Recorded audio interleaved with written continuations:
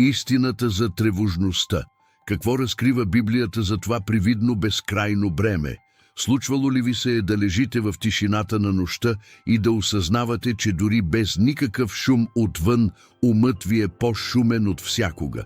Това видео е за вас, защото има нещо в тревожността, което повечето хора никога не са откривали и което напълно променя начина, по който се справяте с нея.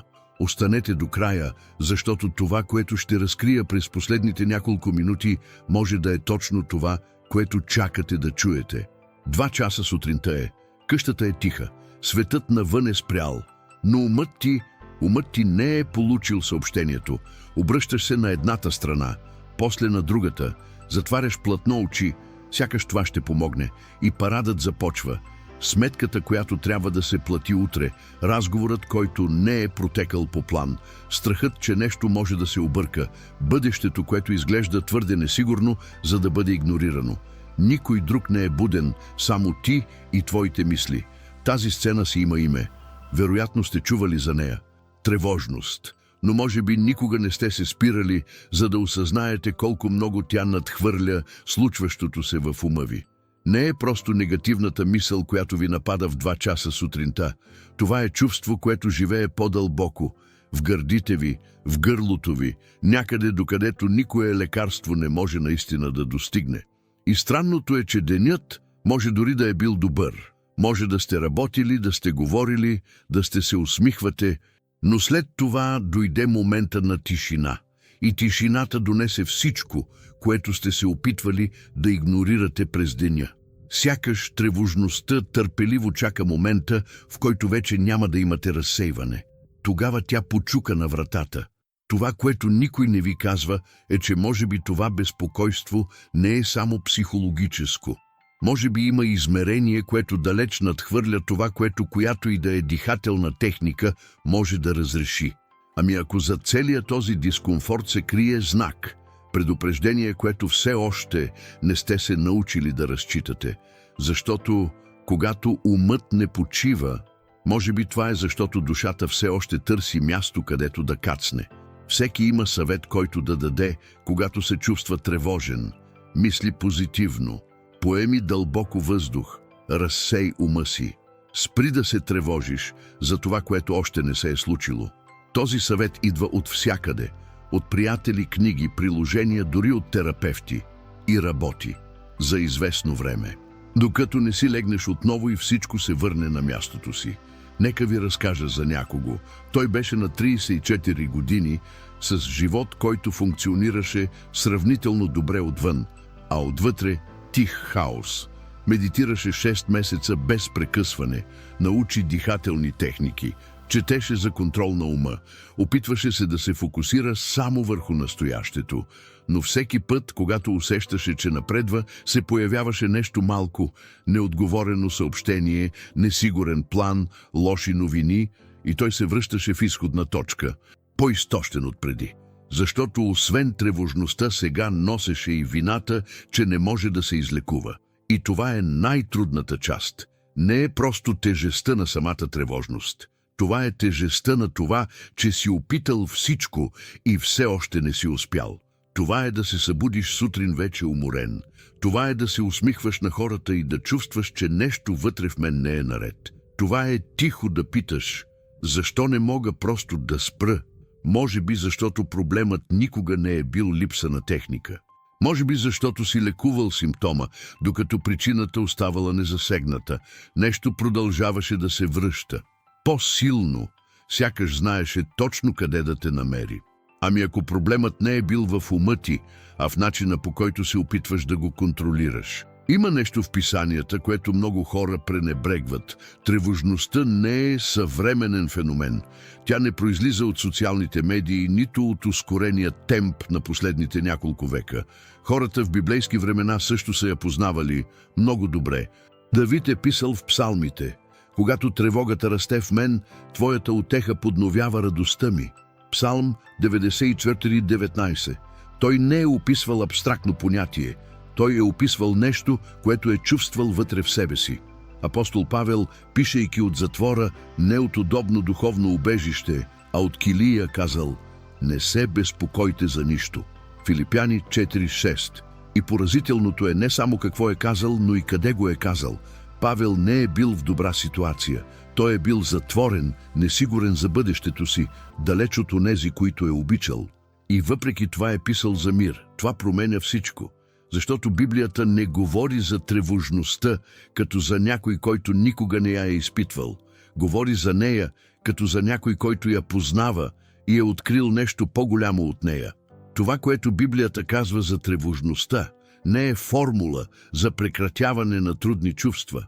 Това е перспектива, която трансформира връзката с тях. И ето детайла, който почти никой не забелязва.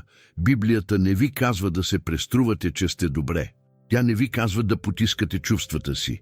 Тя посочва нещо, което ви поддържа, дори когато всичко изглежда, че се разпада.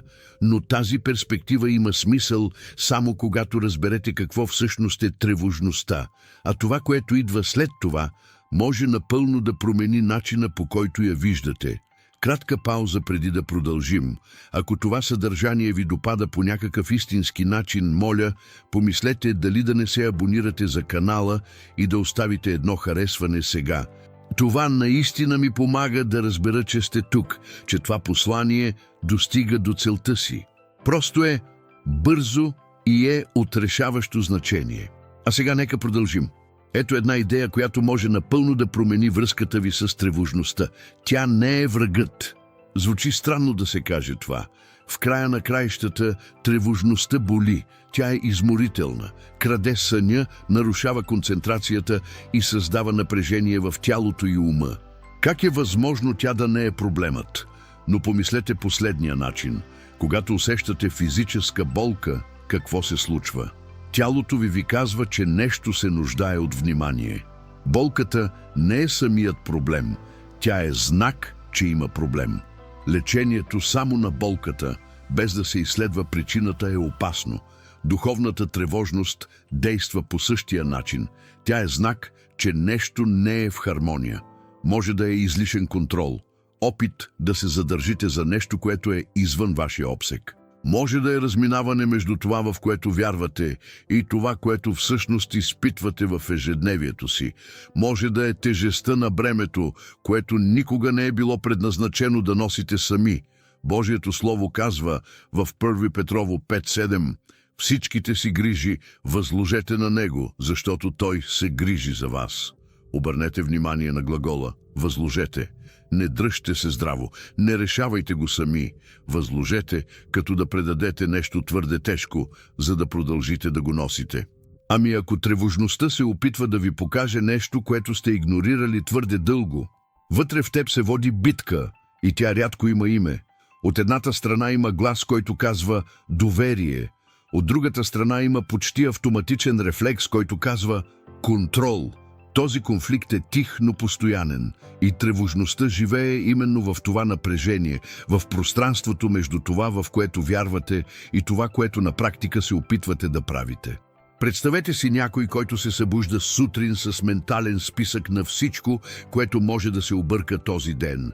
Той не иска да мисли така, опитва се да не мисли, но умът му вече е започнал да работи. Анализира, проектира, предвижда, планира реакции на ситуации, които все още не са се случили и може би никога няма да се случат. Това е невероятно изтощително. И в края на краищата той не е уморен от преживяното, уморен е от това, което си е представил.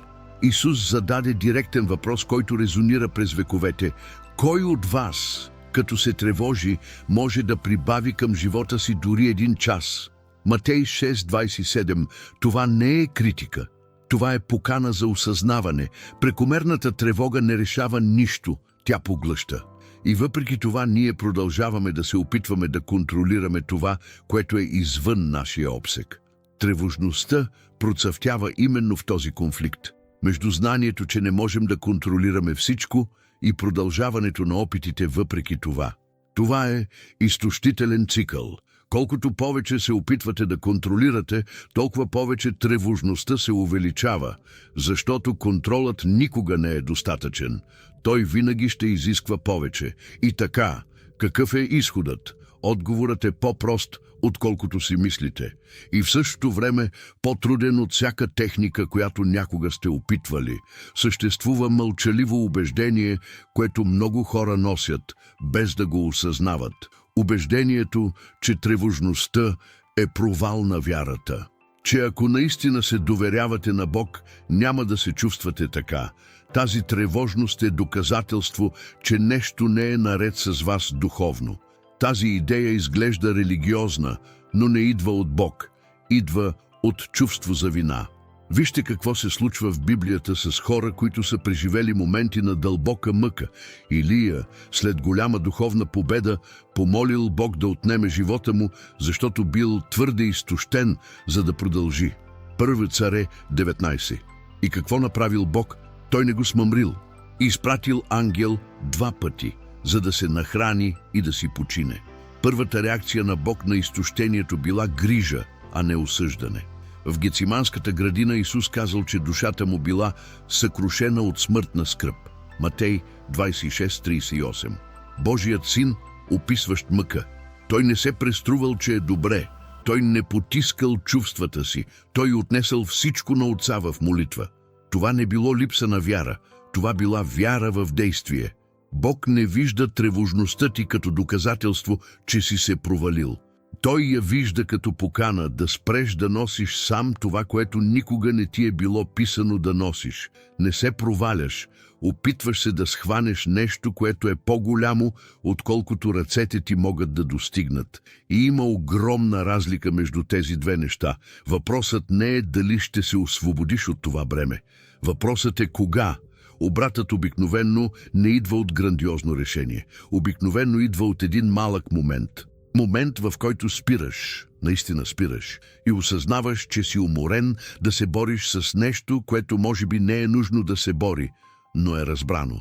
Представете си човек, който е прекарал години в опити да заглуши тревожността си. Опитал е всичко. И един ден, изтощен, просто е спрял да се бори. Не се е отказал от живота. Отказал се от вътрешната борба. И в тази тишина за първи път е успял да чуе какво му казва тревожността. Не с страх, с внимание. Павел пише в Филипяни 4:6-7: не се безпокойте за нищо, но във всяко нещо с молитва и молба, с благодарност, изказвайте прошенията си на Бога. И Божият мир, който превъзхожда всяко схващане, ще пази сърцата ви и мислите ви в Христос Исус. Вижте какво казва този текст и какво не казва. Той не обещава, че ситуацията ще се промени. Обещава, че Божият мир ще пази сърцето и ума ви. Мир, който надхвърля всяко разбиране. Тоест, мир, който не е нужно да има смисъл, за да съществува. Той не зависи от обстоятелствата, които първо ще се разрешат сами. Моментът, в който всичко започва да се променя, е когато спреш да се опитваш да разбереш всичко и започнеш да се доверяваш на този, който разбира това, което ти не можеш. Но доверието не е пасивност и точно там много хора грешат. Да се довериш на Бог не означава да седиш безучастно и да чакаш всичко магически да се оправи. Това означава да предприемете действия, но от различно място. Не от страх, не от контрол, не от опит да предвидите всеки възможен сценарий, а от увереността, че има цел, която не можете напълно да видите. Молитвата е един от тези пътища. Неповтарящата се механична молитва, която понякога става по-скоро ритуална, отколкото истински разговор. А искрената молитва, онази, при която се откривате за това, което чувствате, без да се опитвате да изглеждате духовно силни. Исус не ни е учил да се молим със сложни думи. Той ни е учил да наричаме Бог Отец, да отправяме ежедневните си молби, да признаваме зависимостта си. Матей 6:9 и 13. Това е човешка молитва, истинска, близка. Съществува и това, което Павел нарича обновяване на ума в Римляни 12:2. Тревожният ум следва модели и тези модели могат да бъдат трансформирани не за една нощ, не само чрез сила на волята, а чрез непрекъснатия процес на привеждане на мисълта в съответствие с това, което е истина. Филипяни 4:8 е директен. Накрая, братя и сестри, всичко, което е истинско, всичко, което е благородно, всичко, което е праведно, всичко, което е чисто, всичко, което е любезно, всичко, което е достойно за възхищение, ако има нещо превъзходно или похвално, мислете за такива неща. Не става въпрос за спиране на чувствата. Става въпрос за това да се научиш да се предаваш ежедневно, понякога, по няколко пъти на ден. Това не е постижение, това е практика. И за да се стигне до тази точка с истинска дълбочина, е необходимо да се разбере една истина, която е в основата на всичко. Откровението, което обещах в началото, пристига. Дойде време да посочим какво е в основата на почти всяка тревожност. Не е страхът от страдание, не е несигурност, не е липса на вяра. В основата на всичко това е опитът да се контролира бъдещето. Помислете, какво ви минава през ума, когато се появи тревожност? Почти винаги са мисли за това, което все още не се е случило. Какво може да се обърка? Какво биха си помислили хората? Как биха могли да се развият нещата? Тревожността рядко живее в настоящето. Тя живее в утре, в възможностите, в сценариите, които умът ви изгражда с впечатляваща скорост. И Библията вече знаеше това. Исус в Нагорната проповед беше директен. Затова не се безпокойте за утре, защото утрешния ден ще се безпокои за себе си. Матей 6:34. Той не беше наивен. Той посочваше един дълбок принцип. Утрешният ден не е във вашите ръце. И опитът да се държите за него само води до изтощение. Тревожността възниква, когато се опитваме да носим тежестта на време, което все още не е дошло. Все едно се опитваме да държим вода с отворени ръце. Колкото по-силно стискаме, толкова повече бягства има. И парадоксът е следният. Колкото повече се опитваме да контролираме бъдещето, толкова по-несигурно изглежда то. Защото контролът създава илюзията, че можем да предвидим всичко, а когато не можем, страхът се увеличава. Освобождението не започва, когато бъдещето стане по-ясно. То започва, когато се научиш да се довериш на този, който вече е в бъдещето и те чака. И това отваря пътя за нещо, което повечето хора никога не са преживявали истински. Помниш ли сцената от началото? Същият човек, същата нощ, същата тишина, но нещо се е променило. Не обстоятелствата, те остават същите. Променило се е мястото, от което тя ги наблюдава.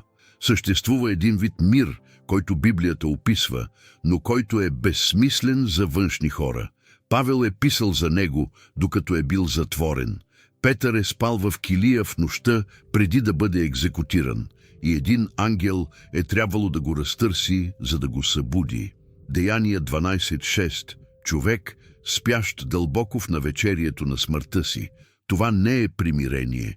Това е мир, който надхвърля човешкото разбиране. Исус каза: «Мир ви оставям, моя мир ви давам. Не ви го давам, както светът дава». Йоан 14:27. Мирът, който светът предлага, е условен. Зависи от това всичко да е наред, бъдещето да изглежда сигурно и хората около вас да са добре. Христовият мир е различен. Той не зависи от обстоятелствата. Той съществува едновременно с тях. Исаия 26:3 описва това с поразителна простота. Ти пазиш в съвършен мир непоколебимите, защото те се уповават на теб. Не ситуацията носи мир. Доверието е това, което носи мир. Мирът не е отсъствие на бури. Той е способността да останеш прав сред тях. Но ако този мир е реален и достъпен, защо толкова малко хора всъщност го изпитват? Нещо го блокира и е по-близо, отколкото си мислите. Ако сте стигнали до тук, вероятно сте разпознали нещо по пътя, но има съпротива, която се появява точно в този момент, когато решението изглежда ясно, но промяната не идва. Не е липса на информация. Това е нещо, от което е по-трудно да се освободиш. Привързаността към контрола. Контролът дава чувство за сигурност. Дори когато не работи, дори когато причинява страдание, контролът изглежда по-добър от пускането, защото пускането изисква нещо далеч по-трудно от всяка техника. То изисква доверие. А доверието, за разлика от контрола, не предлага видими гаранции. Може би не си в капана на тревожността. Може би си в капана на илюзията, че ако мислиш достатъчно, анализираш достатъчно, вземеш достатъчно предпазни мерки, ще можеш да избегнеш болката. Но никое човешко същество няма тази сила. И дълбоко в себе си вече знаеш това. Притчи 3.5.6 говори с режеща яснота. Уповавай се на Господа от все сърце и не се облягай на собствения си разум. Във всичките си пътища покорявай се на Него и Той ще оправи пътеките ти. Не разчитай на собствения си разум, защото човешкият разум има граници и опитът да управляваш живота единствено въз основа на него е именно мястото, където тревожността намира плодородна почва. Това, което блокира мира, не е липсата на отговори. Това е отказът да се довериш, преди да имаме всички отговори. И това ни довежда до последната точка – изборът, който е пред вас сега. Стигнахме до края, но този край може да бъде начало. В това видео видяхме, че тревожността има измерение, което надхвърля психологическото. Видяхме, че тя не е враг, а знак, покана. Видяхме, че Библията не пренебрегва това бреме. Тя го признава и предлага нещо, което никоя техника не може да осигури – мир, който надхвърля обстоятелствата. А сега откровението, което обещах от самото начало.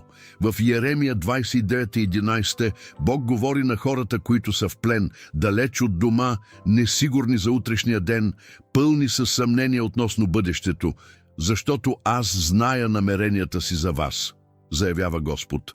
Намерение да ви направя благоденствие, а не да ви навредя, намерение да ви дам надежда и бъдеще. Този стих не е написан за тези, които се чувстват удобно. Той е написан за онези, които са били в най-трудното положение в целия си живот. И посланието остава. Бъдещето, което толкова много се опитвате да контролирате, вече е в ръцете на този, който може да го поддържа. Не е нужно да го носите. Може би тревожността никога не е била враг. Може би винаги е била знакът, сочещ към нещо, което все още не си дал. Към доверие, което все още е само наполовина изпълнено. Към бреме, което все още е на твоите рамене, когато може да бъде на неговите. Изборът не е между това да чувстваш или да не чувстваш. Изборът е между това да носиш бремето сам или да се научиш да го поемаш. Не е нужно да решаваш всичко днес. Просто трябва да направиш следващата стъпка. Ако това съдържание ви е допаднало, оставете коментар по-долу. Споделете какво носите със себе си или как това видео ви е помогнало да видите нещата по различен начин. Прочетете отново Филипяни 4, 6, 7. Прочетете отново Еремия 29:11. Нека тези думи наистина се впишат в съзнанието ви. Ако познавате някого, който преминава през период на силна тревожност, споделете това видео. Понякога правилният човек има нужда да чуе правилното нещо в правилния момент. Абонирайте се за канала и включете известията, защото това, което Библията разкрива за вътрешния живот, далеч надхвърля това, което може да се побере в едно видео. Изцелението от тревожността започва там, където свършва контролът, и упованието в Бог не е краят на вашата борба. Това е началото на един съвсем различен начин на живот. До следващото видео.